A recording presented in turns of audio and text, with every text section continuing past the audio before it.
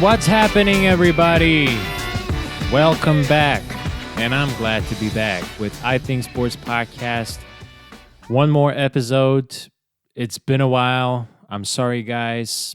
But I'm actually also very flattered because I did get a couple of emails from Lithuanians. Still good enough. Still appreciate the support, asking, what's up with the podcast and why a no-show. So really flattered, and my apologies. Yes, I should have let you know that I'm gonna step away for a little vacation time. I think I did, but maybe I didn't. I don't even know. I didn't expect to be away for that long. But as soon as I'm here, I know that I have to write one in, give you guys a little thought, and really appreciate you guys listening no matter what, even when I'm gone, listening to the older episodes. So, yeah, summertime, baby. Happy to be back. And today we're back with UFC, all the MMA podcast. We're going to preview UFC. What is it now? Jesus. Should have prepared more. 241, that is. DC versus Miocic. Daniel Cormier fighting Stipe Miocic for the second time. Super heavyweight bout. It's pretty awesome. I mean, heavyweight division, but a super fight. And I cannot wait to see what's going to happen. It's a perfect matchup. And then we have Anthony Pettis fighting Nate Diaz. Oh my God, I cannot believe this is happening. And Yoel Romero fighting Paulo Costa. Pretty cool. And then the card is kind of shitty. So that's what we're going to talk about mainly. We're going to preview this, but also we're going to talk about all the other shitty cards that have taken place recently. Obviously, Max Holloway winning against Frankie Edgar. Nothing shitty about that. It's just not the most exciting events, I would say, I guess. Chris Cyborg and that whole drama, we should probably talk about that as well. Man, Colby Covington stepping up and shedding my face, that's for sure. Really proving himself to be an elite athlete. Is he going to get a title shot? We'll see about that. We definitely going to discuss that one. And we're going to discuss the most recent cards where Shevchenko dominantly but very uneventfully has beaten Liz Carmouche to defend her belt. So yeah, just a lot of shitty cards. Even that pay-per-view with Max Holloway and Frankie Edgar wasn't exactly, a barn burner. But now we're going to get a little bit better one. Also not the most stacked card, but the top three fights are fucking amazing. Top three fights, as I just mentioned, DC versus Stipe, this has been a fight in the making for quite some time. Ever since Stipe lost, he hasn't taken any other fights. And, he's been out for a year, preparing essentially for Cormier. And now they're doing this. And I don't know what's going to happen. Both guys have their cases. Both guys have, their feelings and their thoughts on why the fight went the way it went the first time and how it's going to be different the second time. Well, at least that's what Stipe says. DC is pretty much convinced that everything's going to happen pretty much the same way. Not in terms of a knockout, but in terms of winning. So, very interesting. Who knows what the hell is going to happen? This is one of those fights where you're just listening to both guys. You're listening to all the takes. You're listening to all the experts. But really, nobody knows what the fuck is going to happen. We just need to wait and see. And that's what's so beautiful about the sport. So, yeah, this fight is super. Pettis and Diaz, you guys know how I feel about Pettis. Absolutely love the guy. Just comes off this amazing win, and now he's fighting this monster, Nate Diaz, who hasn't been around for quite some time. But now he's back. This is pretty much a grudge match. Both guys hate each other, so cannot wait for that one. Then Yoel Romero fighting Paulo Costa. This is just for some, if you want to look at some, bodybuilding exhibitions in MMA, this is as close as it gets. These two guys are just bodied up. completely bodied up, and yeah, they're also very explosive and exciting. Romero, nothing much to say there. I mean, you guys all know how explosive and how vicious of a killer he is. If you haven't seen Paulo Costa, you should. That guy is a monster as well. He's been doing very, very well. There's been a lot of controversy. I mean, these guys do look like they use PEDs. Both had some issues, but pretty much with. I don't remember what was the case with Costa. I don't think it was anything with PED stuff, but with Romero, it was tainted supplements. So I guess they're clean, even though they look like fucking gods. And that's when this whole card takes a little bit of a side turn. I mean, Gabriel Benitez.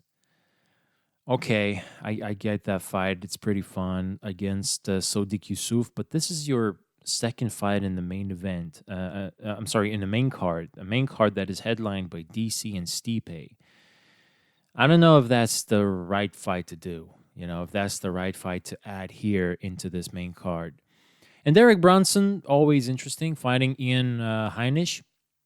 All right, I'm not mad about that fight opening the. They could have been a second fight, but the opening of this main card should have been something more spectacular. So even this card, man, even this card is not exactly unbelievable and will knock you out of your socks. And when you look at the prelims, the only one, and the one that is really fucking amazing fight, by the way, and could have been added to the main card was and is Rafael Sansao fighting Corey Sanhagen.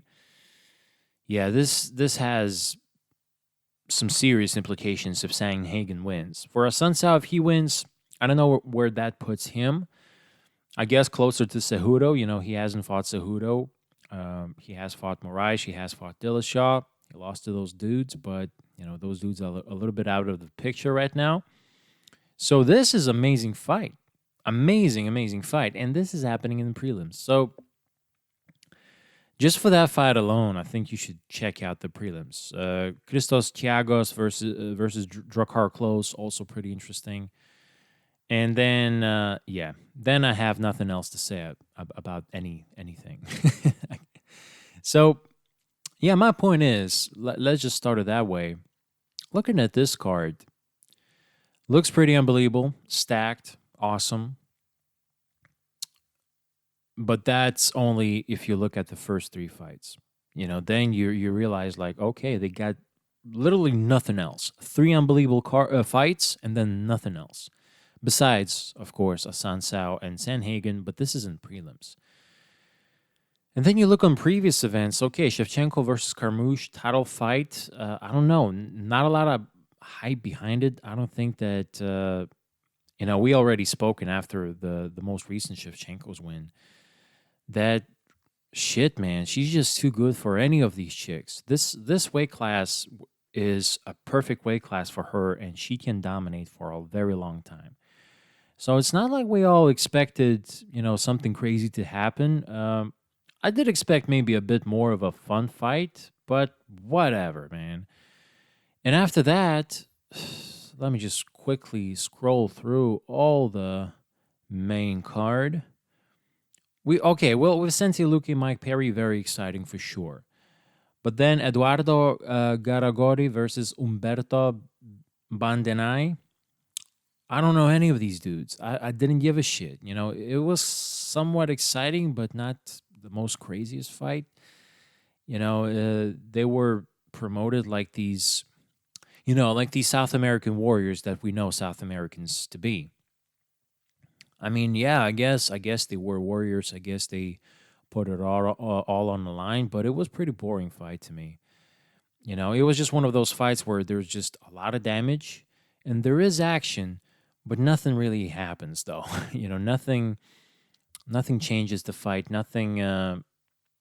No fighter hurt each other so much that the momentum would shift. It was just steadily action packed, but not damage packed. I guess I don't know. Just one of those fights where you look at it. There's fire being thrown. There's definitely stuff put on the line and both guys showing heart, but I didn't get it. I didn't buy it too much. Yeah, so and before that, Volko Ozdemir fighting Ilir Latifi. There you go. This is a good one, right? So my point is, this fight card is, all of these dudes could be fighting in the prelims, and besides the chicks, all these other fights, they could have taken on a prelims in this fight, in this upcoming fight card in Anaheim, I think that is. Okay. Shit, it's so hard to navigate through. Oh, yeah, Honda Center Anaheim. Yeah. So, why don't they combine these events? I have no idea. And if you look on the week before, again, Robbie Lawler versus Colby Covington. Amazing, amazing fight. Definitely had a lot of fun watching it. But this could have been a fight in Frankie Edgar Max Holloway pay-per-view.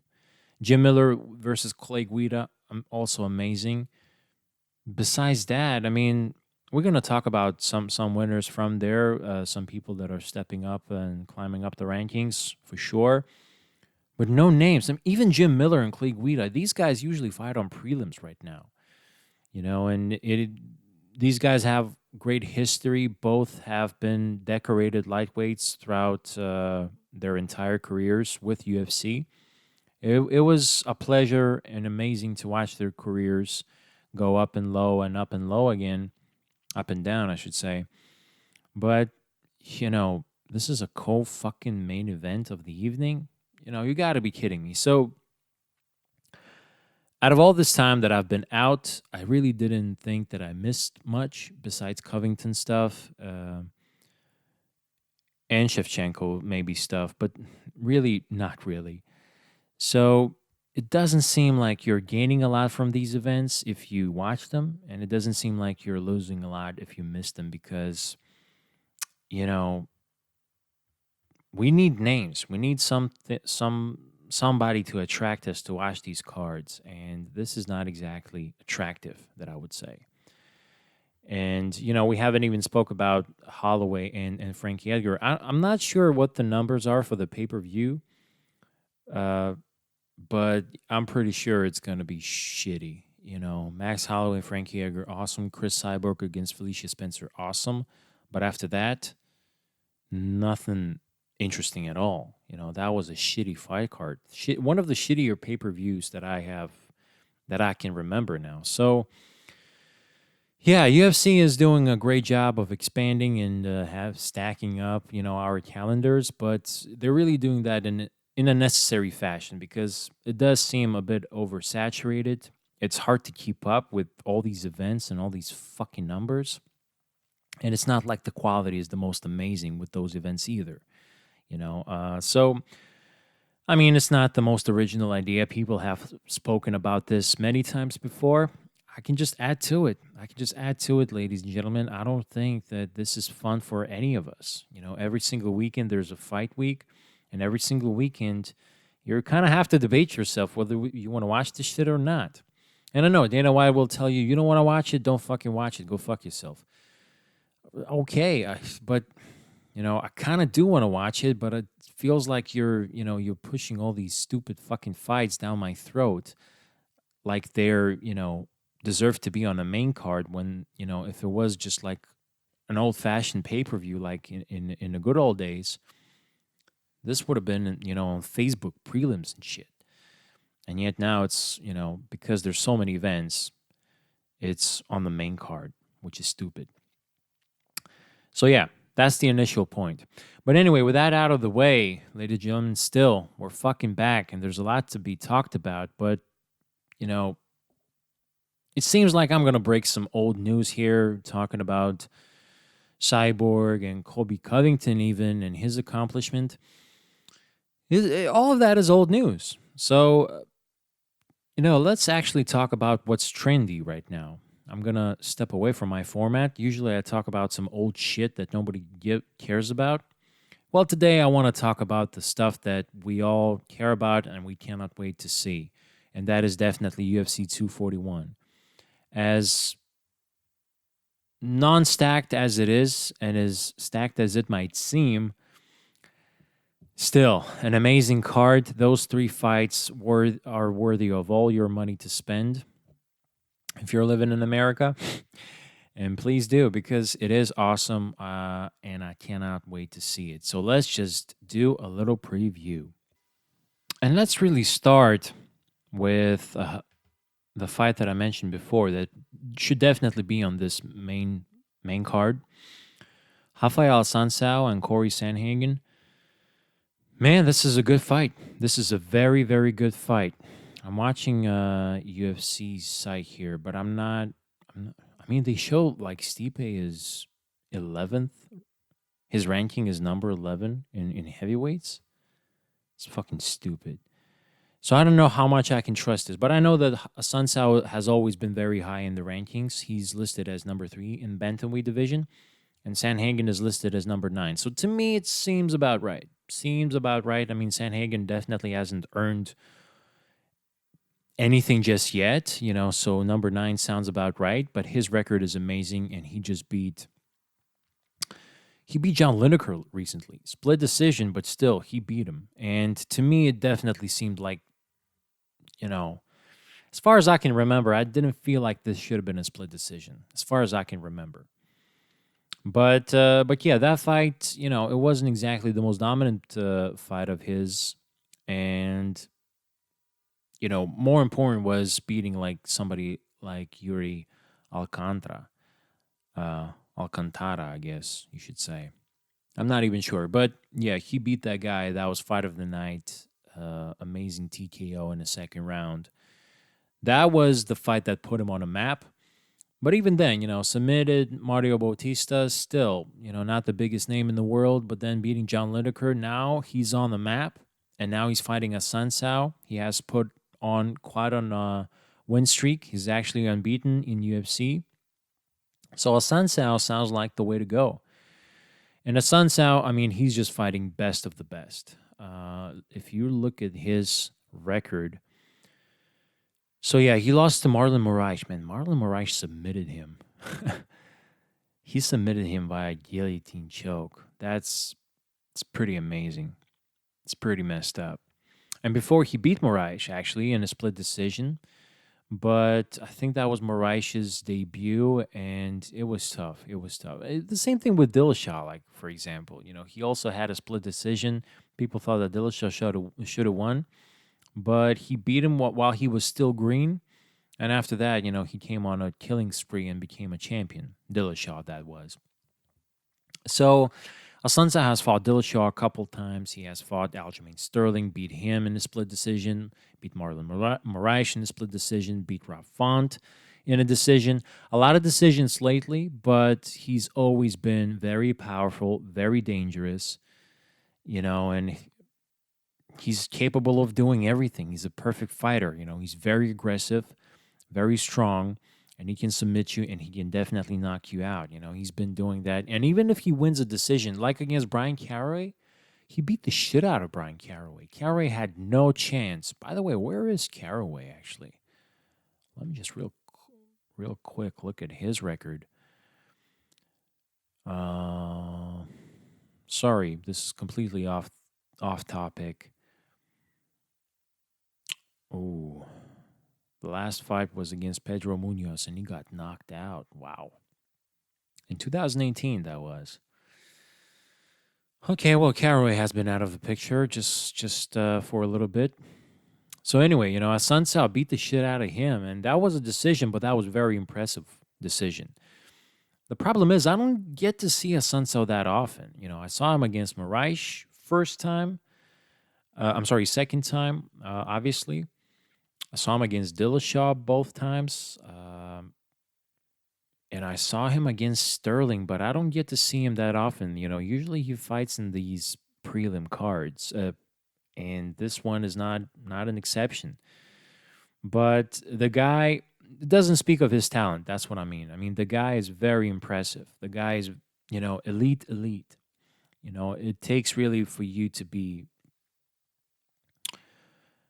a title contender if you're gonna beat this guy. And that's pretty much what UFC's thinking of putting this fight together. Corey Sandhagen has came to the UFC just recently, a couple years ago, I think, in 2018 January. So yeah, almost a couple years ago.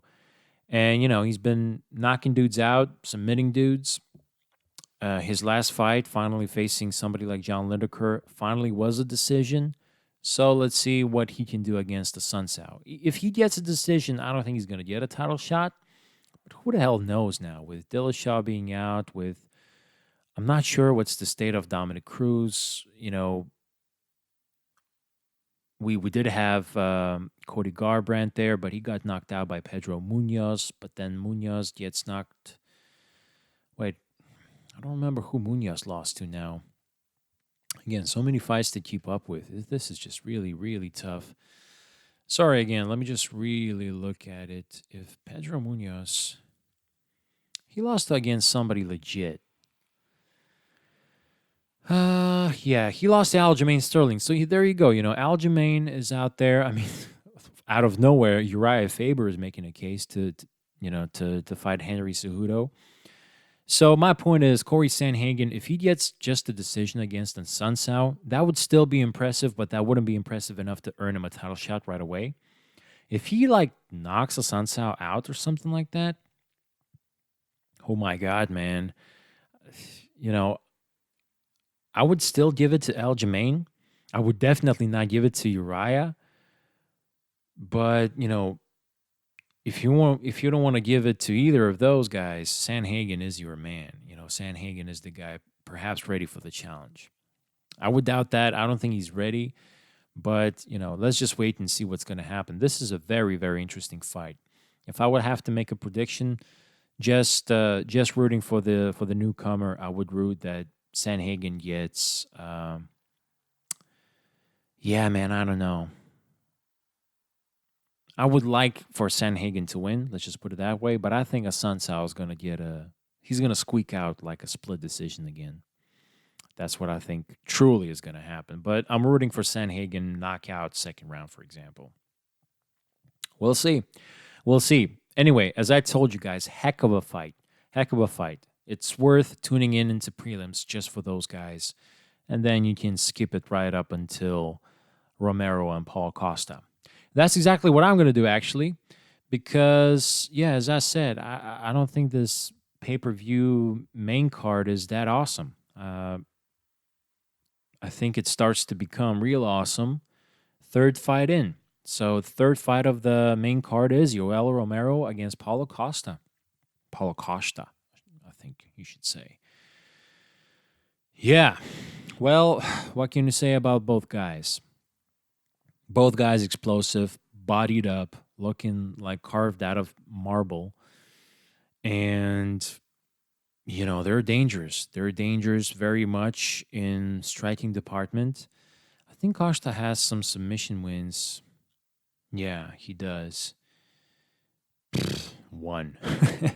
That guy just knocks everybody out, and he's got one submission. So 12-0, perfect record.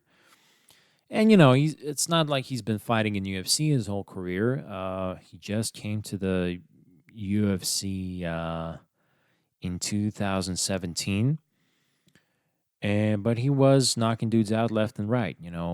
That is happening fairly quickly. First fight in the first round, all other three fights in second round. Nothing too amazing besides, he knocked out Johnny Hendricks. Johnny Hendricks fought in the fucking middleweight division. That's how big that guy gets, and that's how desperate he is. I think even then, he had struggles making fucking weight.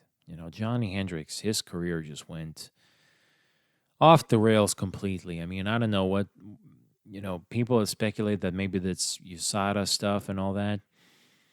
I don't know. It could be because at one point, he felt like a world beater. GSP couldn't handle the guy, and he just touches your chin and you're flying off through the air. And he lost that. At some point he lost that. He really lost that against Robbie Lawler. And after that, it was just all downhill for him. And, he was actually put into place to fight somebody like Paulo Costa, who's a big motherfucking middleweight. And Johnny Hendricks still should be a welterweight. For some reason he's got issues making that way, but he should have been a welterweight all along. And he was put up against this guy, and this guy wrecked him. And just recently he knocked out Uriah Hall. That was fucking amazing. So, Paulo Costa is no joke. He's no joke. He's supposed to be here fighting somebody like Romero. This has some big implications. Yoel Romero is a second-ranked middleweight in the world, in UFC, I should say, and Costa is number 7. If he wins against Romero, especially if he finishes him somehow, he's going to take that place. He's going to take that second place. I'm certain of it. And then, we're going to talk about him being next in line for the title, contending for the title after Whitaker is done with Adesanya. So, right, what's going to happen in this fight, man? I think chaos. I think Costa's going to try to make it look like a chaos, but I think Romero is just too experienced. He's going to find ways to deal with a guy like that. And I think that Costa will get caught. I think Costa has not faced anybody like Romero. I mean, you can see Uriah Hall, because Uriah is very unpredictable. Just out of nowhere, he cracks you. But Uriah has some mental problems. We've known this for the longest time, ever since he faced Gaslam in the Ultimate Fighter finale. We realized that Uriah Hall has some mental issues. He's not confident enough. He's second-guessing himself. He's all over the place. And he had some amazing performances, but he had some shitty let-down performances too. So, you cannot compare Uriah Hall with Yoel Romero, who's anything but weak mentally. This guy is actually very strong mentally. He's very calm out there. He's very collected. He picks his shots well. He lures you to sleep, and then he just explodes. I mean, this is how amazing this guy is. From 2013 till 2017, he had 7 knockouts. I'm sorry. Okay. He had 7 fights and 6 knockouts in third round. 6 of those fights ended up in knockouts. One was a split decision against Jacare. I remember that one, yeah. In all of those 6 fights, all of those 6 knockouts, all of them in third round. This guy is durable. This guy looks like he's got a gas tank for like a 1 minute. But he's so calm. He's so good at picking his shots and avoiding a lot of chaos where he can just, relax and do his thing. That allows him to carry his power, to carry his explosiveness and danger in later rounds. And you could see that against Whitaker, too. In the third round, he fucking hurt Whitaker. And in the fourth round, shit, man, I don't remember right now. I would need to rewatch that fight. But I think in the fourth round, he put Whitaker almost out, So even in the fourth round, if not a fourth, it's got to be the fifth. I mean, Whitaker barely survived that fucking fight. Barely survived that fight. So, Romero is just absolutely insanely dangerous. And Costa has not seen anybody like that. Costa is dangerous. He's definitely explosive. And, he's younger, so his reaction is going to be better. He's got to be prepared against Romero. But Romero, let's not forget, he's got that wrestling background. He can mix it up. And if he mixes it up and he makes you think and he just, lures you to sleep at the same time while exploding, he can do all of that. I'm talking about this guy like he's got some magical gift, but he really seems like he does. Romero is very something special. He's one of the most special fighters I've ever seen who's not a champion. So, I don't know. I think it's just too much to handle. Costa had a great run. He's still got a great career ahead of him, but this is a bit too much of an ask for him to take, so early in his UFC career. Romero has fought everybody. He fought Tim Kennedy, he fought. I mean, even somebody like Derek Brunson, Brad Tavares, Tim Kennedy, Machida, uh, Jacare, Weidman, Whitaker 2 times, Rockhold. He knocked a lot of those guys out and a lot of them in the third round. Costa is not going to be more dangerous than Rockhold, for example. So, although you might say he does have more power, and I think you would be right. So, who knows? Maybe Romero gets caught. It is possible. Tim Kennedy caught him. And that's when, the old Stoolgate shit happened, and it was very controversial. And let's not forget, Romero is, he's 42, yeah. He's 42 years old. So, his speed, power maybe is not going to go anyway, but part of his power is also his speed and how unpredictably he can attack you.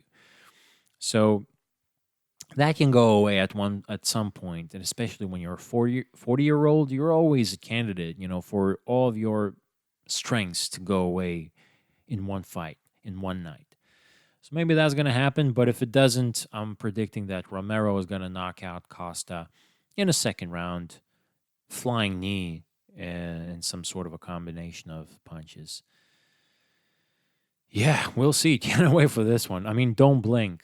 Who knows? Maybe Costa closes out the deal in the first round. So don't blink for this one. It's a heck of a fight.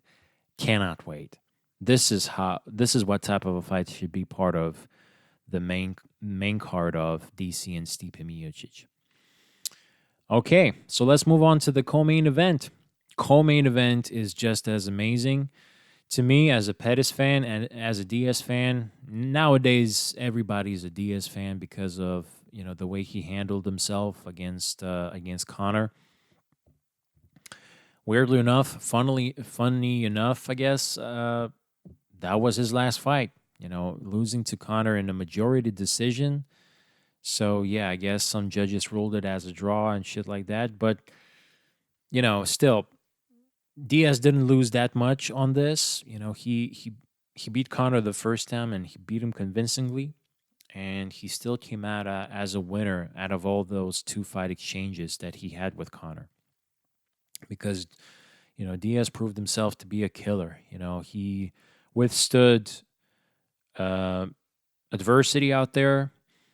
And he withstood, Conor's greatness and his confidence and shit-talking ability. He withstood all that. He didn't play that game. He beat his ass, and he held himself nice with the media and stuff. So Nate Diaz is a fan favorite. People love him, myself included. But he's fighting my boy, Anthony Pettis. I'm an absolute fanboy of Pettis ever since I saw that Showtime kick. And that was the time when I started watching UFC, and I thought that was actually part of the UFC, but apparently wasn't. He was part of WEC, so I didn't even know what the fuck is going on, but I knew that this guy is a badass motherfucker, and I cannot wait to watch him again. And, the problem was that he was always injured. Whenever he wasn't, he was amazing. And, Pettis has an interesting career. Fought so amazingly in a lightweight division, finally earned his title shot and wasn't even looking back. Beat Benson Henderson in the first round submission. Then submits Gilbert Melendez. I mean, that's just, these guys were creme de la creme at that time. But then he gets his ass handed to him against Rafael dos Anjos, and I guess some doubt creeped into his mind because then he lost to Eddie Alvarez. I thought he should have won that fight, but yeah, it was a split decision. It was, I wasn't too mad for Alvarez winning and getting a win out there. I was just mad that Alvarez was really not fighting the best fight out there. And yeah, that was a heartbreaker. But then, Pettis fights Barbosa, and that was his chance to redeem himself against the striker. But Barbosa beat him, man. Barbosa beat his ass. Pettis had no chance. And that was very devastating. And that was devastating for him enough to go to the featherweight weight class. Beats Oliveira there. Real nice. But then you can see that he's depleted. Even against Oliveira, it was hard for him. And then he's out there fighting for an interim belt against Max Holloway. And Pettis actually missed his weight, so it was not an interim fight anymore. And, he cannot take Holloway's punches. And this is the first time Pettis actually gets finished. So then it comes back to the lightweight division, but he's got some wins, he's got some losses. And now he's back to he's not back. He's actually making a debut in the welterweight division. And boom, he knocks out Stephen Wonderboy Thompson with a beautiful Superman punch. Jesus. Oh, actually, you know what? He has fought welterweight before. So yeah, I was right at the first time. Yeah, comes back to the welterweight division and beats Wonderboy, who's been, if not for Woodley, could have been a champion a long time ago. And he knocks him out in a second round by also getting through adversity. Wonderboy put him in trouble. Wonderboy beat him real nice. But Pettis, he did what he was supposed to do, did his magic. And just out of nowhere, he gets the Superman punch and beat his ass. Yeah, Anthony Pettis is an amazing, amazing fighter. He's done a lot. He's gone through some peaks and valleys. And this is his last chance of really making a run at the title. And he's 32 years old. And he's relying himself a lot on speed and explosive movements. So I wonder how's he going to do against Diaz. Diaz hasn't been fighting in a long time. Last fight, August in 2016, so 3 years ago, that was the time that he fought Conor. And, he was flirting with this fight, with that fight. Nothing really materialized. These guys do kind of hate each other. I know that they do have hold some sort of a grudge against each other. So there you go. It's very interesting, and it's a welterweight division. Diaz used to fight there, but he's really a lightweight. Conor used to make all this like he's such a giant and, he's like 200 pounds and stuff. Diaz, he's not exactly a welterweight. He's fighting in this weight class right now because it's Pettis, and Pettis is, at the welterweight division. And I think he just doesn't want to cut weight, During that fight that was very short notice against Conor the first time around, Diaz had trouble of making weight, and they could not agree on a weight class, So yeah, with Diaz, it's always an enigma. I don't know what the fuck is going to happen. He has missed weight. He hasn't been the most disciplined fighter in the lightweight division. But it was really after he lost to Benson Henderson. That's when you could have realized, like, yeah, maybe he lost a step, because that was his time, and he was beating everybody and beating them convincingly, beating them in a fun fashion, So yeah, maybe that was his time, but then he beats Conor, and then boom, he's back in the mix again. But with Diaz, it's always a problem. I mean, his submissions are killer. His boxing skills are amazing. He takes a punch like no one else. He's very durable. He's got long reach. He doesn't have the most power in the world, but him and his brother, I mean, they can knock you out. Even Nate, he put Conor in Queer Street. Conor was fucking hurt. Probably more than anything, Conor was tired, but still, Diaz can put you not exactly out of the sleep, but he has knocked out Gray Maynard. And that's pretty much it. He knocked some guy way back in the day in UFC, Rory Markham. So, he's capable of knocking you out, but mostly he's going to do that in multiple combinations.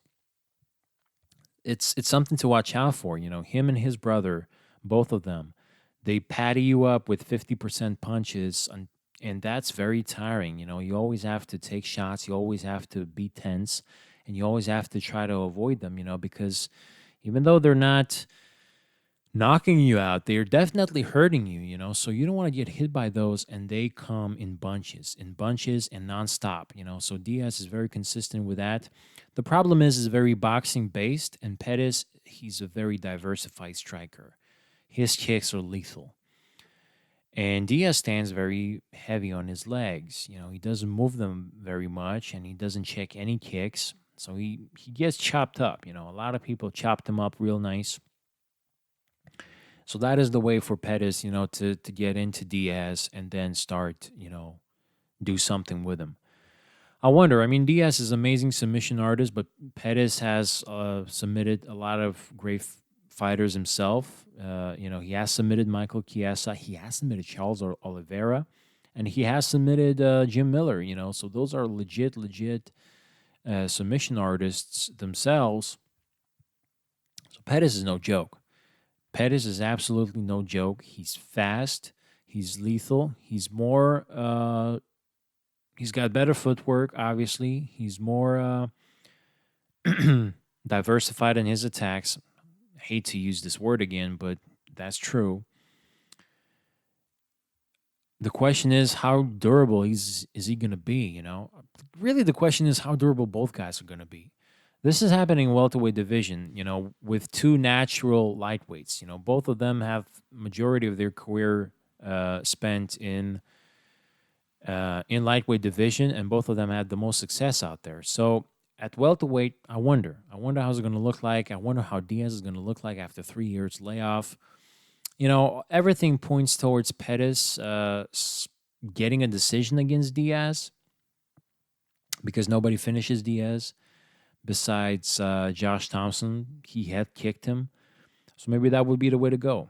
Josh Thompson was able to head kick Diaz, and, Diaz even wasn't exactly out in that fight, but he was in so much trouble. He took so much damage, and I think his coach, I don't remember his name now, Gracie something, Caesar Gracie, I think that's his name. Yeah, so he threw in a towel, actually. He threw in a towel, which was very smart for him to do. And ever since then, even then, we didn't get to see, Diaz completely out. And ever since then, he hasn't been out at all. He has been knocked down by Connor. He has been beat up by Dos Anjos, but, he hasn't been out against anybody. So I wonder if Pettis can actually do that. Can Pettis submit Diaz? I doubt that too. That guy's big, he's long, he's capable of getting himself away from any type of shit. It's a very, very interesting fight. I'm rooting for Pettis. I believe that all the signs are pointing that Pettis should win this fight. I think he's more determined. I think, he's been more active. He's fought more recently better fighters. For Diaz, it's just, I don't know how is he going to react. I don't know how is he going to react being back at welterweight. Although he did fight Connor at the welterweight officially. So yeah, maybe, I don't know, man. I don't know. I believe that Pettis is going to get a decision, but it's going to be tough. I mean, Diaz is going to put a pace on that guy. And, I just think 3 years is a lot of layoff. It's a lot of layoff. That can be useful, in terms of taking shots and refueling the hunger and all that. So maybe Diaz is very much more ready than Pettis in that department. But I think Pettis is more technical. He's more of a complete fighter. He's going to find ways to hurt Diaz. And, again, even Connor did this shit. Just beat those fucking legs, and Diaz is going to be in trouble. Pettis is not exactly a leg kicker. But if he does just a little bit of that, maybe that's when he will open up with some body kicks. Body kicks, that's what Diaz has to watch out for because Pettis can drop you with one good shot to the liver, and that could be over. Diaz has a very long body. Those guys are always susceptible to liver shots, liver kicks. That could be something, that's very possible from Pettis' standpoint. Yeah, I just see a lot of ways for Pettis to win this. For Diaz, I think just putting a pace and, staying in front of Pettis, just like Tony Ferguson, that's what he did. He didn't let Pettis breathe. But Ferguson is out of this world. Even Diaz, I don't think he matches with Ferguson's cardio and all that, especially in the welterweight division where guys are heavier. So we'll see. Very, very interesting fight. I'm rooting for Pettis, and I'm predicting a decision. Pettis, unanimous decision in 3 rounds. But I don't know, really. I'm a huge Diaz fan as well, and I could see him winning this fight. Also, it's just the problem is that we haven't seen him in a while, so I'm not even sure in what type of a condition he's going to show up.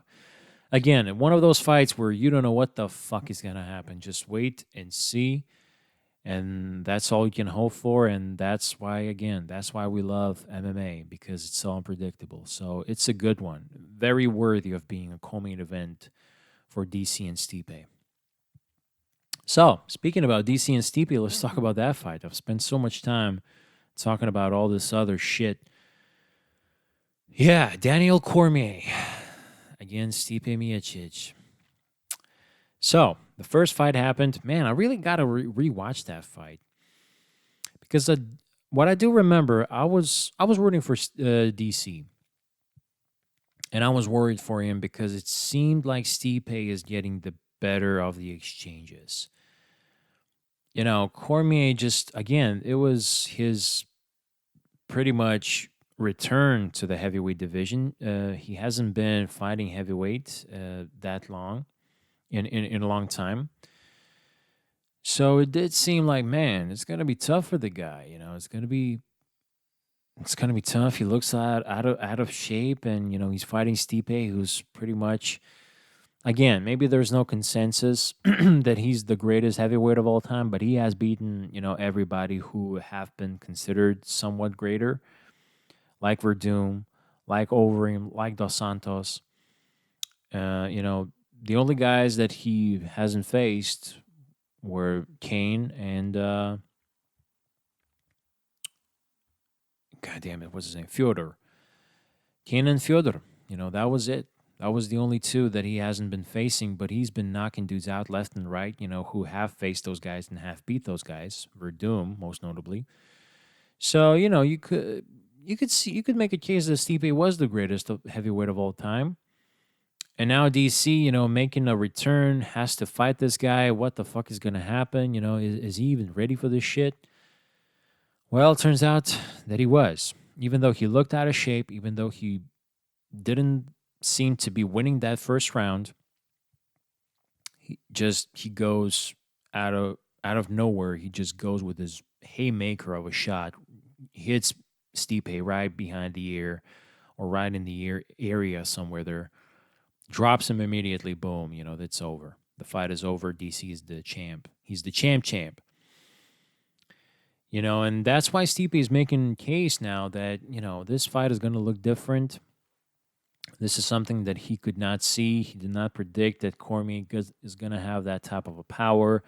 I mean, we've seen Stipe take punches. We've seen Stipe being put in trouble against lethal strikers, and, he was able to survive. So he was just not expecting this, and I really buy that. He was just not expecting DC to come out this way, and I buy that. And he was dominant. He was dominant in the first round. I think he was winning that round. Again, I need to rewatch that fight. Actually, that's what I'm going to do. I should have done this before this one, but fuck it. I think that Stipe has a good case that, man, this fight is going to look different. He's going to adjust. He's going to make things right the next time. The problem is he's taking some time. Not that much time. A year. Let me just see. I think it's a year. Yeah, it's a little bit over a year. A year and a month. That's how much time he's taken off. And it's not like DC has been the most active fighter either. He fought Derek Lewis after that fight in November. So that was still in 2018. In 2019, both guys haven't been fighting. So, maybe that's not the best case to make, that Stipe is going to be rusty or whatever. Both guys are going to be on the same level, but Stipe is going to be more prepared. The problem is that what DC is saying, I'm better than this guy everywhere. And I really believe in that. Now that he has gone and legitimately gone to the heavyweight division. He's not probably thinking to come down to light heavyweight anymore. He's good with himself. He's good with himself. He got familiar with the weight class again. He got comfortable. He beat Derek Lewis, no problem. Rear naked choke in the second round, after that Stipe fight. So it seems like DC is now more comfortable, and he's now more confident that he's better than Stipe wherever the fight goes. And that's a legit case. You can say Stipe has cardio. Well, DC has cardio too. DC can keep up the pace, and he can keep up that pressure all day long. You can say Stipe has power. Well, apparently, Daniel has power too. Daniel has some kicks also. I don't think that Stipe utilizes that many kicks. Stipe is a great wrestler. Well, Daniel is, again, he's been in the Olympics. He's Olympic level wrestler, and he's also stocky. He's explosive. He's got those interesting movements. For DC, it's a lot to handle. It's not like he has definitive advantage in any area. So I'm leaning towards DC winning this fight. I'm not predicting a knockout necessarily, but shit, man, with these guys, who the hell knows? Daniel can take a punch himself. We did see Stipe getting dropped a few times before. It does seem like Daniel has way more power in a heavyweight division. This could be another knockout for DC. I'm rooting for DC to do the same thing, so there's no questions, no ifs, ands, or buts. But this might be a decision. I feel like this might be a decision. 5 rounds, grueling fight, just a pure classic. Who the hell knows what's going to happen, but I don't know. My hunch tells me that maybe that's how it's going to look like. Just 5 good rounds of 2 elite heavyweights, one of the greatest of all time. So there you go. Pretty short description of the main event, but it's very hard to predict. It's very hard to, there's ways you can dissect it, and I'm not the most dissectable person here. I think, if you want to listen to something technical like that, you should listen to Luke Thomas, or you should listen to Greg Hardy. Dan Hardy, sorry. Fuck Greg Hardy. Yeah, you should listen to Dan Hardy. He's actually probably the most amazing in terms of analyzing the fights, the fighters, and the strategies they should take on and all that. So yeah, I just give you my fans' perspective, guys. I feel like Daniel Cormier is gonna get another decision against Stipe. I wouldn't be surprised if either one of them get knocked out. These are big boys. One mistake can, change it all. But I do believe in Daniel's words. I do believe in what he said, that he's better everywhere where Stipe is going to go, where Stipe's strengths are, for example. I do feel like DC is better. He's just a better fighter in my eyes. So I think, a decision would be fair enough. So yeah, that's UFC 241 for you. Nice one. I mean, needless to say, we have to watch it, and it's not like we have to watch it. I cannot fucking wait of watching it. So, yeah, stay tuned for that one. Let me just grab a sip of water then, and we're just going to talk about all the previous fight cards and previous winners of them, all right? So stay tuned. All right, guys, so let's take a look at way back at actually previous pay-per-view, UFC 240, which happened in July 28th. Man, July 28th we had a pay-per-view, and now we're going to have another one on August 17th. Well, July 27th, this actually happened. Again, it shows Lithuanian time to me. And we had one, and now we're going to have one in August 16th, actually. So it's insane. Insane how fast they keep up with this, and they stacked fight cards in between too. Crazy. But anyway, let's just really quick talk about what we saw. With this fight card, man, this was really one of the shittier pay-per-views. You should really just tune in. Geoff Neal against Nico Price. That was the third fight of the main card. It was pretty interesting. I mean, Geoff Neal really put himself on a map.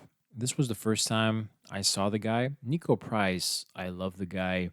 He's very exciting and very dangerous. I did not expect that to happen to him against a known fighter. But apparently Geoff Neal is a badass. So yeah, that was a fun outcome. But then we got to see a co-main event, which was awesome. I mean, the last two fights of the fight card are really fun. It's just the thing is, I mean, does really a cyborg fight is deserving of a co-main event spot? If it's not a title fight, I really don't think so. Now pay-per-views, I mean, pay-per-views now have two title fights, even three fights, some title fights sometimes. This one only had one, and it was the co-main event was nothing about title implications. Chris Cyborg can have a title shot whenever.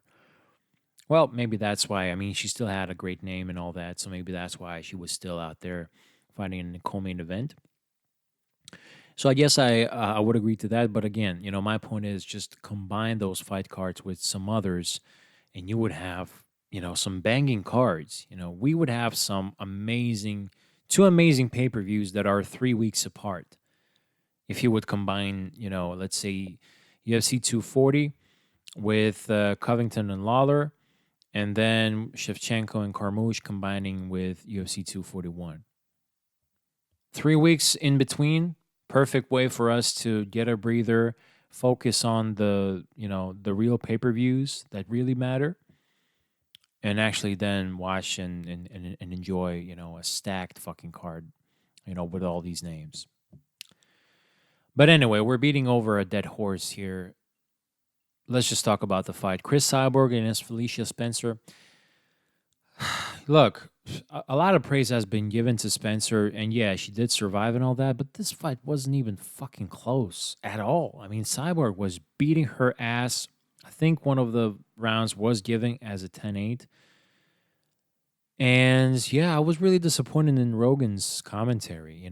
Sometimes he does that, but this time it was very, very emphasized. Sometimes if he really wants a fighter to be tired, he can see ways of why the fighter is tired. And this was really the case with Cyborg. I mean, he was talking that she's tired and tired. Look, man, I don't get it. She fought Holly Holm for 5 rounds, and we thought she's going to be tired by then. And Holly Holm, she can go 10 rounds, no problem. She beat her ass. She beat her ass and didn't look tired at all. So I don't believe this notion that Cyborg carries so much muscle, she cuts so much weight that she's not able to fight, 3 or 5 rounds. This was a 3-rounder, by the way. So, I think what Cyborg really got tired of was just beating Felicia up. And that was the most impressive thing about Felicia, how durable she is and how much damage she can take. But in terms of her offering anything against Chris, yeah, that was not the case at all. Cyborg was winning that fight. And I think that commentary was not exactly righteous. And after that, apparently, Cyborg is now, I guess her management is doing some shit and, posting some videos where they cut Dana's speech, in a very obvious manner. So it seems fake as fuck, and Dana just shat all over Cyborg and everything. It's tough for Chris Cyborg. She's not in a good place. It's never good fighting against UFC. Is that right? Of course not. I really hate, that fighters are being put in that type of a position. But, at the same time, her management is doing some shitty stuff out there. I'm not exactly sure what happened, but I know that they posted some sort of a video which was, Dana White with certain stuff cut out and certain stuff added, making sound like a douche and all that. So it's just stupid. It really seems unprofessional, stupid, and I don't know what the fuck you're thinking. It's a very knucklehead type of a move, and obviously now she's looking very bad. And Dana is putting a ball in her corner, saying that, yo, if you wanna fight Amanda Nunes, just call me and we will have that fight happening.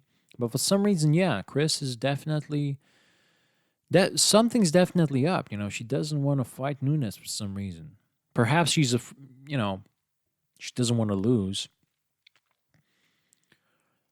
And now she can just say that it was a fluke. But if she loses another time, well, then, people are really going to diminish everything that she's been doing and everything that she's accomplished. So that is a concern. I get it, but not to take the fight, which is the fight for the ages. Both of them can make so much money, and it's definitely an exciting thing to see for everybody, us the fans.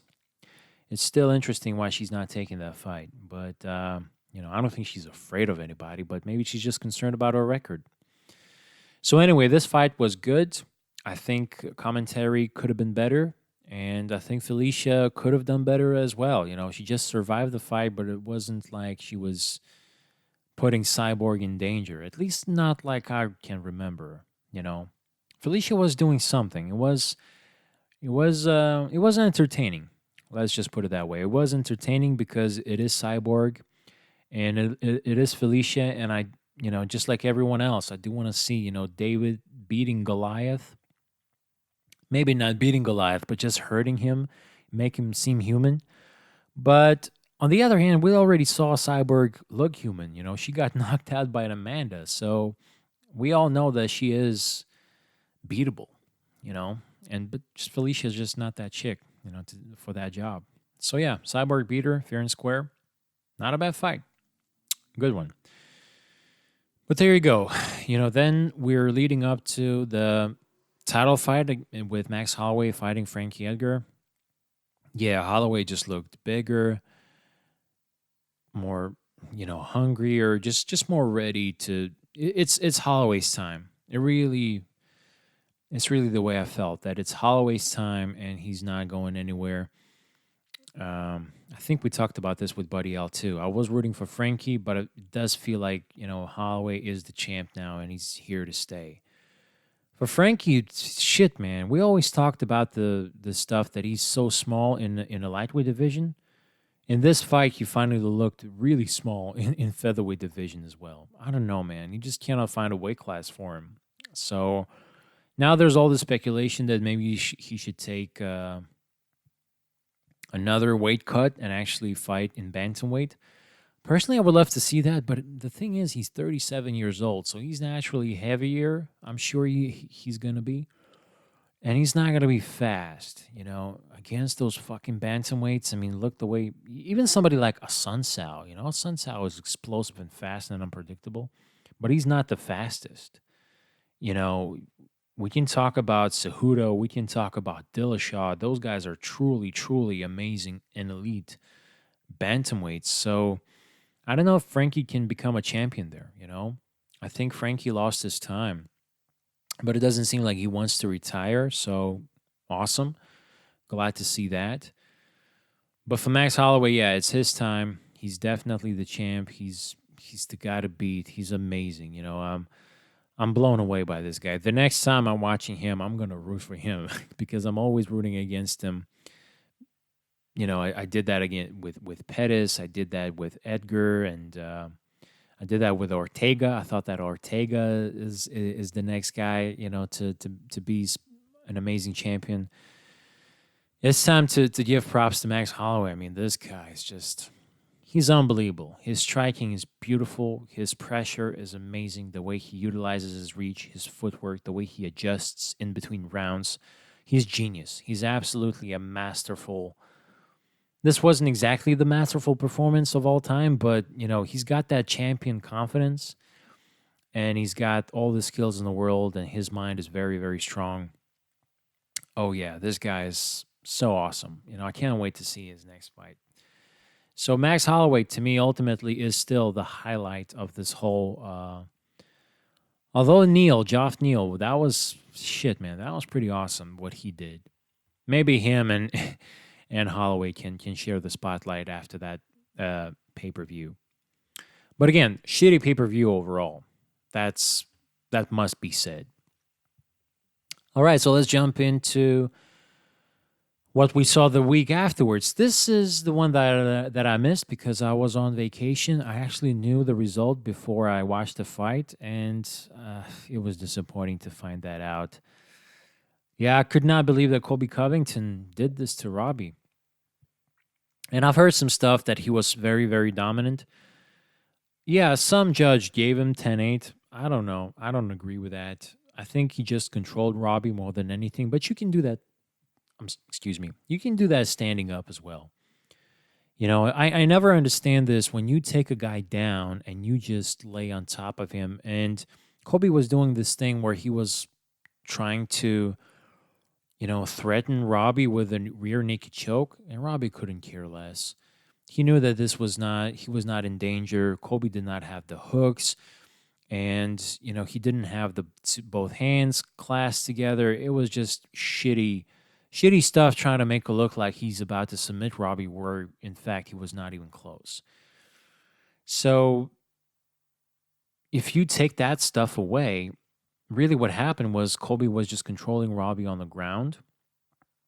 And to me, it's just like controlling somebody standing up. And if anything, standing up is even more impressive because I don't need to lift you up and get my ass up, which is really hard to do. And, letting you take me down again. Standing up, that's even more impressive, but nobody gives you extra points for. They give you points, but not 10-8. Nobody's going to give you a 10-8 because you control the guy against the cage or you always control the octagon throughout the entire round. 10-8s are because of damage, and there was not a lot of damage in there. So, in one round, when you accumulate the damage between 5 rounds, that's when you can see like, wow, Colby really put up a masterpiece here. But I don't know. I don't know what to say. It's not like I hate Colby Covington, but I don't buy his shtick. I don't. It's just so obvious and so blatantly, manufactured that it's just very distasteful. I don't like seeing that type of stuff, and it's not like I'm rooting for him to lose, but I just really like Robbie Lawler, and I hate to see him lose against Colby, who's just talking so much crap and all this and all that. So I've heard, like John Jones said, you let everybody down, Robbie, because everybody wanted to see Colby get smashed. Not exactly. I just wanted to see Robbie win. Not to me. He didn't let me down because he didn't smash Colby. If anything, Colby surprised me because I thought, in terms of striking, like, for example, I always remember him against Damian Maia, and that he looked shitty. Damian Maia hurt him. Maia blooded him up, standing up. It's Damian fucking Maia. He's a jiu-jitsu guy. His stand-up is pure shit, actually. And he hurt him. So I thought that he's going to get put in trouble against somebody like Dos Anjos at first, but he put a cardio clinic on Dos Anjos, which was unbelievable.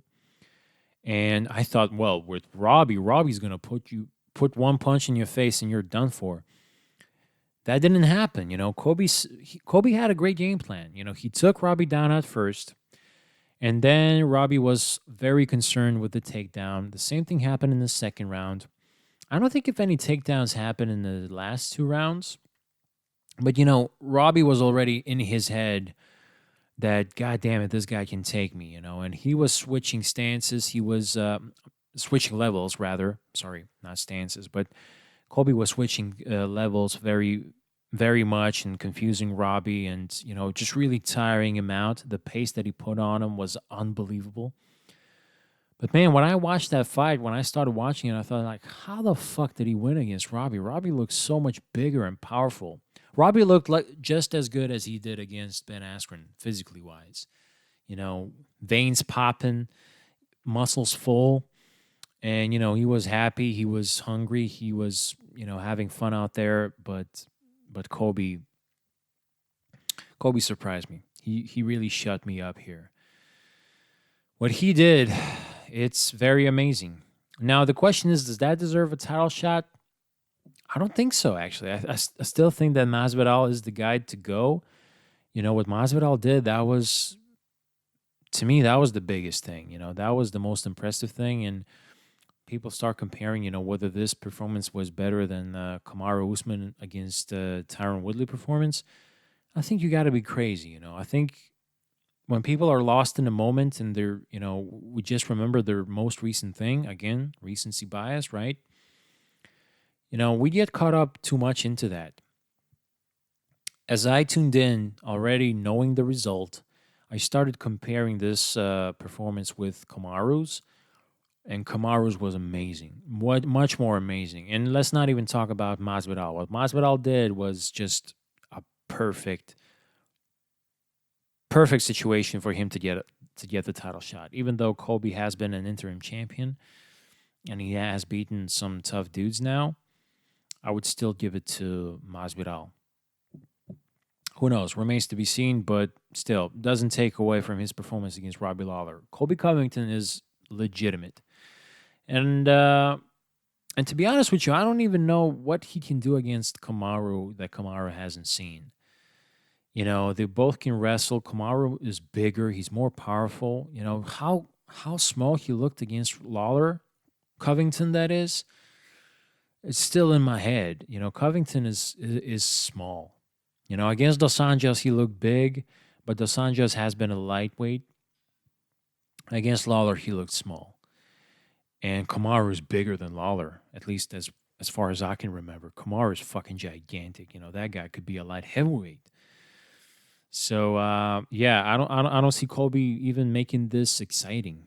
I might be wrong. He might shut me up again. But I don't think it's a good matchup to him. Him against Masvidal, that would be interesting to watch, even though they're buddies and whatnot. But, for that reason, I'm also not interested in watching Colby Covington against Kamaru. I don't think that's going to be a very competitive fight. I don't know. It's not a hot take or anything. I'm just stating my opinion here. So, yeah, but another card, besides this one, really the fight card falls off the cliff. I mean, Jim Miller again, Clay Guida, as I mentioned before, it's, two most respectable lightweights ever. They have accomplished so much. They have faced all the lightweights in the world. They have fought against so many, and they produced many, many great moments. It's fun. It's fun watching Jim Miller fighting all the time. It's fun watching Clay Guida doing his stuff all the time. It's fun, but, is that worthy of co-main event of the evening? I mean, these guys are fighting in the prelims now. I don't agree with this fight card combination at all. I don't think this is a legit fight card.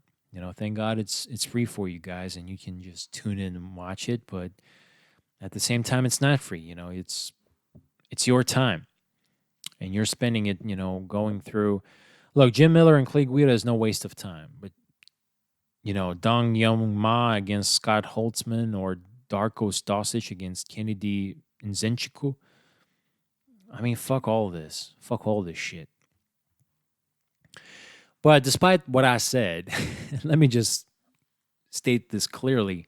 This was a fun fight card, actually. Colby Covington against Robbie Lawler, maybe a letdown, but before that, Jim Miller against Clay Guida. Jim Miller, man, he gets hurt by Guida. And then, he hurts Guida himself. Guida shoots for a takedown, and Miller just jumps on a submission guillotine choke. And I love Dominic Cruz in here where he said, this is it. This is over. This is his choke. It's over. He reckoned Miller barely sunk that in, and Dominic was already, saying that Guida is out of it. And Guida was out of it. He was out of it completely. Miller choked him out nice, tight, and completely in 57 seconds. I mean, beautiful performance by Jim Miller. Nothing but respect for the guy. Not the greatest night for Herb Dean, though. Herb Dean really failed to see, Guida being out for extended period of time. And he also failed to see other fight. Gerald Meerschaert fighting Trevin Giles. Giles tapped like 3 times. in that fight. Again, very interesting one. I mean, Mearshart, I have a soft spot for that guy. I got introduced to the guy ever since I started doing the podcast with you guys, and he's been fighting very very consistently, and we do get to cover him from time to time.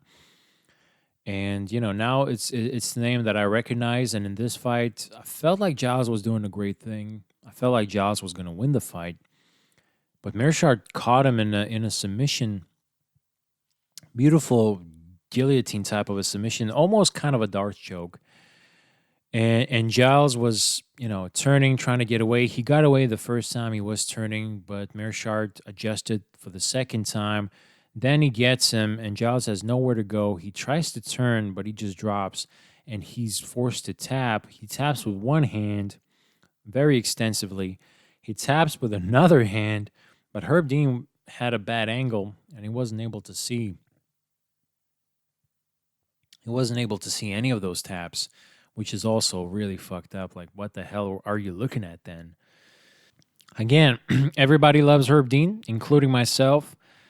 He's definitely the elite referee out there, and he's got a nice personality too. If you haven't listened to him, if you haven't heard him, please listen to him on Joe Rogan's podcast, because it's definitely fun to listen to what he thinks about the way he approaches everything, and the way he judges the situations and all that.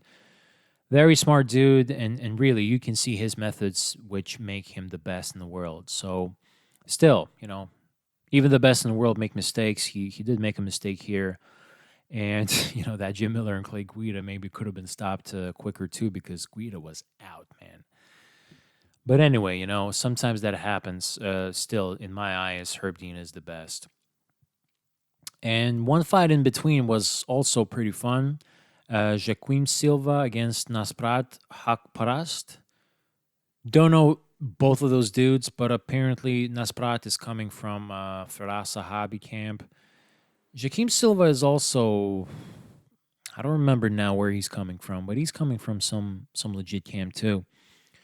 Yeah, this was a fun one, but the one thing you could see that Nasrat was seeing Silva's attack, and he was ready to counter with that right over the hand hook or whatever. And you could see that in the first round all the way through. Ever since Joaquim chose to kick Nasrat, or leave himself just exposed a little bit, Nasrat was able to capitalize with that punch. Just wasn't able to hit Silva flush in the face. In the second round, he finally did that, countered him nicely, and it was over for Silva. So Nasrat Hakparast, yeah, this is the guy against, I guess, that we should take notice.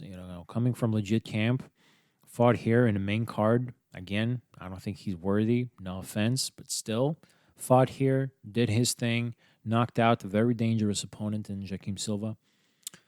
Yeah, good things ahead of him. So overall, this was a fun card, just not a lot of names. You're not excited to tune in for this one, but this one delivered. It was a lot of fun. And just something that happened recently, this past weekend, was Valentina Shevchenko fighting Liz Carmouche. And again, that fight card, man, Enrique Barzola, I don't care. I never liked Barzola. I don't think he's that awesome. But yeah, he won against Bobby Moffett. This wasn't the worst fight. I did watch bits and pieces of it. I was doing something else while that fight was going on, but apparently it wasn't that bad. It was exciting. Then Rodolfo Vieira fighting Oscar Piota. Yeah, nice Vieira submission against Piota. Rodolfo is a badass submission artist. If you haven't noticed this guy, take a notice right now. I mean, this guy is lethal in grappling department. I think Mike Bisping said that he was sparring and training jiu-jitsu with a guy. Maybe I'm mistaken. I don't remember right now, but he has submitted some legit jiu-jitsu black belts. I'm talking about like world class elites. So yeah, Vieira. I mean, Piota is also a jiu-jitsu black belt, but Vieira is head, shoulders, and waist above Piota's jiu-jitsu capabilities. So yeah, Rodolfo Vieira is a guy who got a beautiful submission in the second round, and he's moving up in the middleweight division. So that was fun. Volkan Ozdemir against, excuse me, Ilir Latifi, always fun. Always tune in for something like that. And Ozdemir, yeah, he did his thing. Ozdemir looked very, very good. The first round, just beautiful attacks, hurting Latifi from all angles. I don't know. Latifi seems like he's losing his step. This is the first time that he has lost in back-to-back fights. So it seems like it's time for him to think about the retirement. I mean, Ozdemir is still probably still considered an elite light heavyweight, and after this fight, he's obviously still climbing up the rankings, and maybe he's going to get a bigger fight right now. He did indicate that he wants to fight somebody. Don't remember who exactly, but Dominic Reyes. Yeah, I think he won that fight against Reyes. To be honest with you, so. If he runs that back and if he's actually able to salvage his name, shit, man, he's right up there again. He's right up there again. He lost to DC. DC is not part of the equation anymore. So Volkan Ozdemir can be challenging for a title. Who knows? Even next year, maybe. Who knows? So yeah, but this fight was amazing. He looked amazing in the first round and in the second round as well. I mean, he was hurting Latifi until he finally dropped him and then followed up with one punch. That's all it took. Latifi falls flat on his face, and he's out for good. I mean, Ozdemir packs a fucking punch, man. This guy is... And you can see now he's more mature. He's more calculated in his attacks. He utilizes a lot of kicks, which I always love. But we always remember that he's got so much power in those hands. So good for him, And Latifi is a great wrestler. And Volkan was able to get up. He was still taken down. As far as I can remember, he was put on his ass. But got back up, did his thing, and knocked Latifi out. No problem. No time. All right, so Eduardo Garagori, didn't enjoy that fight at all against Umberto Bandenay. Just a fun fight. I mean, again, is this worthy to be a third last fight in the main card? These actually were 6 fights for this fucking thing. I mean, it's just too much. It's too much of mediocrity that is not representing UFC brand well. So this fight was just okay. It was good. It wasn't bad. But I didn't care for it, I gotta say. And then we get to Vicente Luque fighting Mike Perry in co-main events of the evening. Oh, man. Mike Perry got beat up there at the end. It was... His nose just fucking exploded. Jesus. I mean, fans were booing for some reason. I don't know. Fans were interesting, I gotta say. I gave a lot of respect for the fans at first because it seems like they are educated. They understand what's going on. They remind you a little bit of a Japanese crowd because they do get silence. They do get silent in certain parts of the fight where they're just very focused on watching and observing it, and then they cheer later on. I thought that was a very cool thing to do. And it seems like they're cheering on the right things. If the guy has been taken down and then gets up, they applaud. If the guy gets away from the submission, they applaud. Shit like that. It was cool to watch. But then they booed this fight for some reason, which was a good fight. Again, nothing much happened here, but, Mike Perry got his nose fucking shattered, and he was beating Vicente Luque for that matter. Mike Perry goes all in. But again, that's the thing, the way you beat Mike Perry. Mike Perry is a bull, and you just play the Matador game. And I thought Vicente got... I think he lost that fight, to be honest with you. I don't think this is the best exhibition of, playing that bull and matador game. But Luque was trying to do that, and that gave them, excuse me, that gave him a chance to win against Perry. And we always see that Perry, if he loses, is because he overexerts himself. He looks a bit silly when he misses, and the guy just moves away and just peps him, with a few punches, and Perry's is out there with nothing.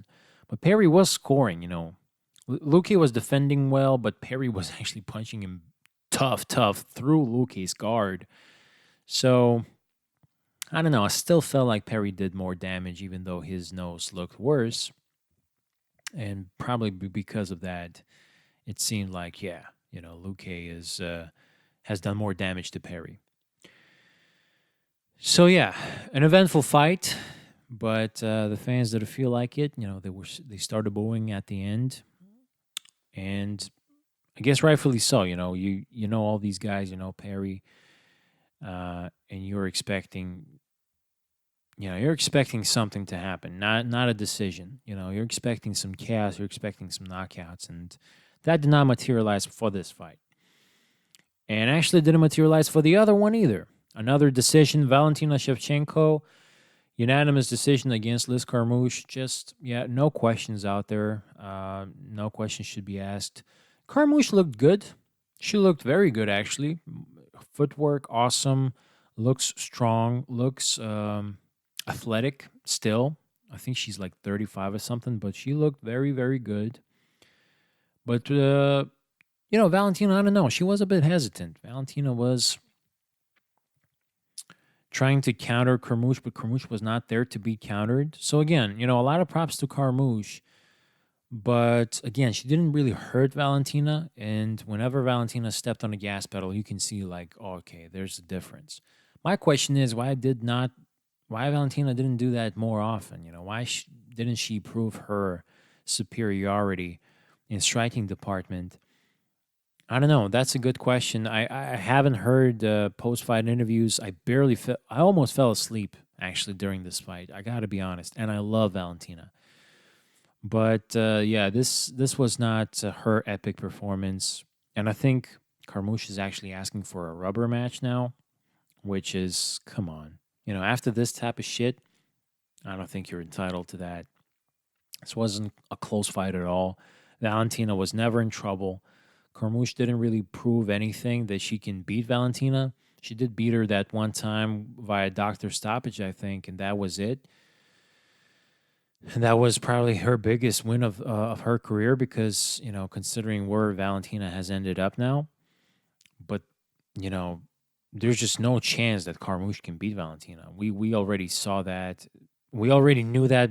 It seems like we knew that before this fight. And then, this fight did not prove us wrong in any way. Yeah, Valentina is the queen of this division. She's so close of being the best woman ever fighting. But, Amanda does have those 2 wins over her, and Amanda does have an ultimate win, an ultimate ace over Cyborg, and I don't think Valentina could compete against Cyborg.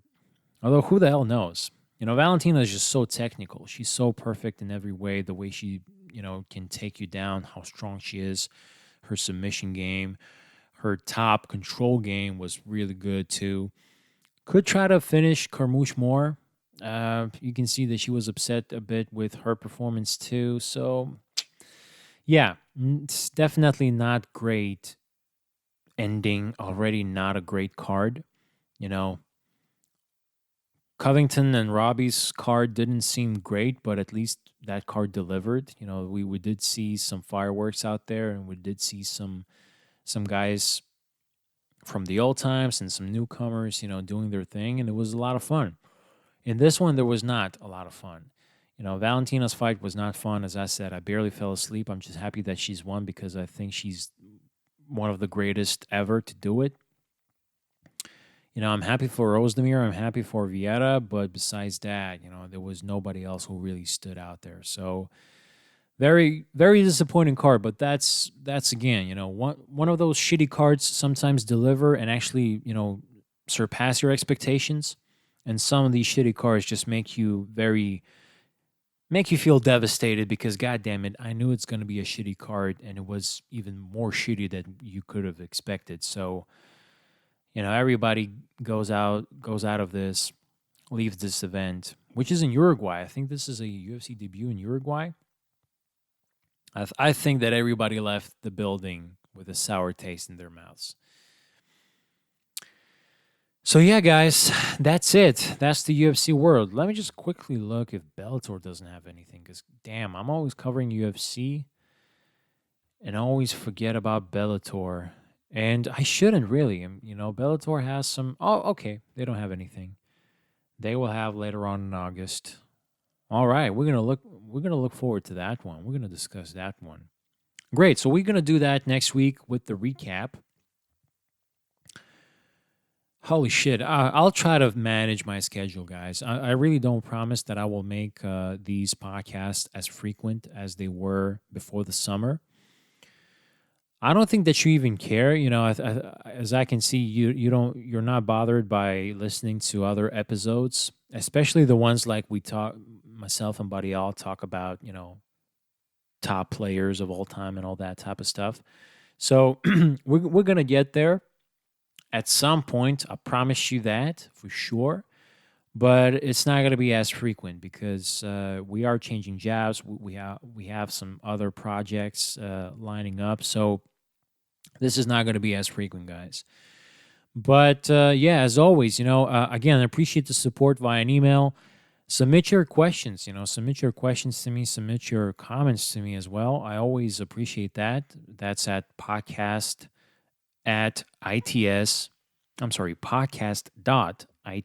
for iThinkSports at gmail.com. So please submit them there. I'm happy to answer any question. I'm happy to raise any issue, concern, or a comment to a public if I think it's worthy. So it should be a lot of fun, if you would do that. But still, really appreciate the support and, knowing that you're missed by someone, that's pretty special. So thank you guys for listening in. Watch the fights. They should be awesome. Don't forget about the prelims with Assunção and Sanhagen. And I think we're going to see each other at some point recapping all of that because it's going to be one of those fight cards that we should definitely recap. So for now, thank you for your attention. I'm glad to be back. I'm glad that you're back as well, hopefully. And enjoy the fights now. And I'll talk to you next week. Until the next time.